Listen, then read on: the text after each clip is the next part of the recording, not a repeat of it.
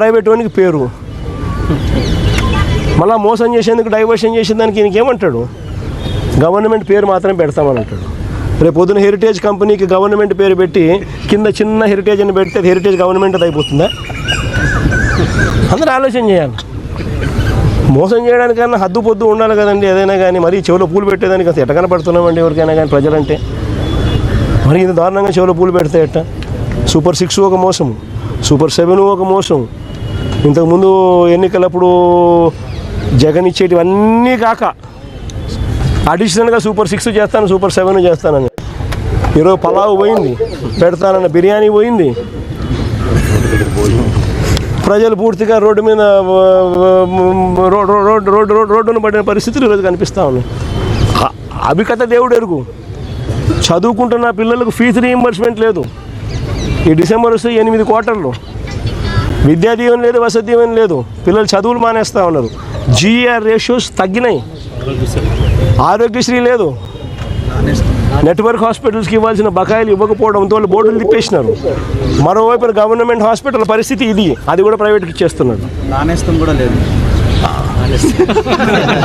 యాక్చువల్గా చంద్రబాబు గారు ఒక మాట అన్నారు సార్, 500 కోట్లతో రిషికొండ ప్యాలెస్ కట్టారు, దాంతో 2 మెడికల్ కాలేజ్ కట్టారని చంద్రబాబు గారు ఆరోపణ చేశారు. రిషికొండలో నువ్వు చెప్పే హోటల్ రిసార్ట్ కార్యక్రమం ఏదైతే ఉందో 230 కోట్లు 240 కోట్లు, అది పొద్దు విశాఖపట్నానికి నిజంగా ఆనిముత్యంగా ఉంది. అదే చంద్రబాబు నాయుడు యోగా కోసం, యోగా గుర్తుందా? యోగా అనేది గుర్తుందా?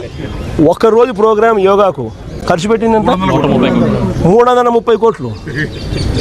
330 కోట్లు. కనీసం నేనన్నా 240 కోట్లు పెట్టి బ్రహ్మాండమైన బిల్డింగ్ కట్టి విశాఖపట్నానికి తలమానికంగా ఉంది ఆ బిల్డింగ్. ఈ పొద్దు కూడా పోయినాను అనుకో, ఆ బిల్డింగ్లోకి ఎవరైనా పోయి చూస్తే విశాఖపట్నం అంతా పోయిన టూరిస్ట్ ప్లేస్ కింద అది కనపడుతుంది.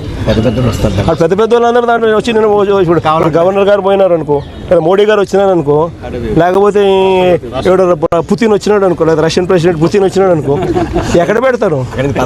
బ్రహ్మాండమైన రాజభవనం లాంటి బిల్డింగ్ అది. 230 కోట్లతో కట్టినందుకు మాన్యుమెంట్ అక్కడ తయారైంది. వేరే ఇక్కడ ఒకరోజు యోగా,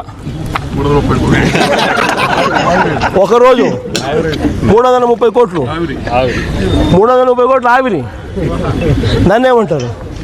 స్కామ్ కాకపోతే అది నా మాటలకే ఖర్చు. పోయి ఆ మాటలకు ఎంత ఖర్చు పెట్టాను ఒకసారి మీకు అందరు కూడా ఏఐ ఉంది కదా, ఒకసారి అమెజాన్లో పోయి కొట్టండి ఒకసారి, మ్యాట్ ఖర్చు ఎంత అవుతుంది, వీళ్ళు ఎంత ప్రొక్యూర్ చేసినారని చెప్పి చూస్తే 50% తక్కువ ఉంటే నన్ను అడగండి.